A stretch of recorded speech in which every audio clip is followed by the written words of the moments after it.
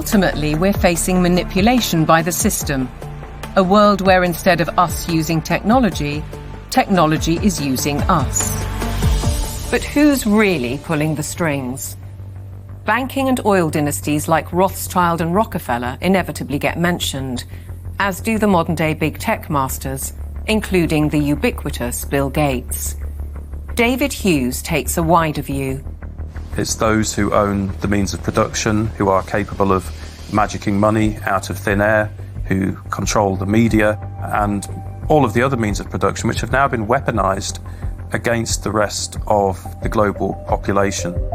Catherine Austin Fitz, the banking insider, adds a sinister thought. If you know their name, they're not at the top. Either way, it's a story of power, money, and manipulation by a small group of people who share common interests, and a belief that the world needs top-down control for maximum efficiency. As we'll see, it could result in the destruction of the farming industry in favour of laboratory foods, and a shortage of electricity because of the race to net zero. Net zero means the impoverishment of ordinary people. It means fundamental changes to their lifestyles, and the politicians are not being honest with the people about it. Surprisingly, the blueprint for transformation is woven into the United Nations Agenda 2030, ostensibly a vision for a better world. Excellencies, ladies and gentlemen, I say again that taken together, the 2030 Agenda for Sustainable Development and the Paris Climate Agreement provide humanity with a master plan for a sustainable way of life on this planet.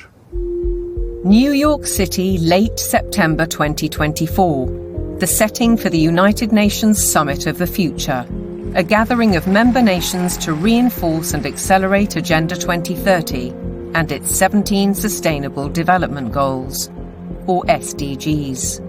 The plan has a broad spectrum and is full of worthy ambition. But behind those deliberately bright and colourful boxes lies a darker theme, a shifting of influence and potentially power towards unelected world bodies. The strategy goes back well into the last century, and pressure is growing, because the goals are far behind targets set at the grand relaunching in 2015. 17 inspiring Sustainable Development Goals, the SDGs.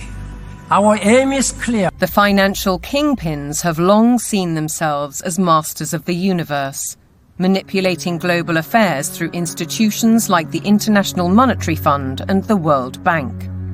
Is Agenda 2030 the defining act for complete control? And how significant was the global response to COVID-19? As the world builds back from COVID-19, we have a once-in-a-lifetime opportunity to make investments that will strengthen the economy and improve public health, and fight climate change for generations to come.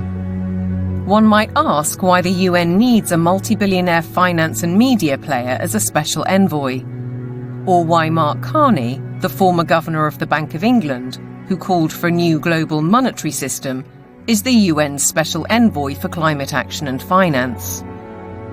And then there's Larry Fink, the boss of BlackRock, the world's largest asset management company. He's a board member of the World Economic Forum, and as we'll see, has driven the UN's goals through investment strategies for the past 20 years. All three are principles of the Glasgow Financial Alliance for Net Zero, a partnership with the UN. With the green economy worth trillions to corporations and investors alike, it's hard not to see a conflict of interests.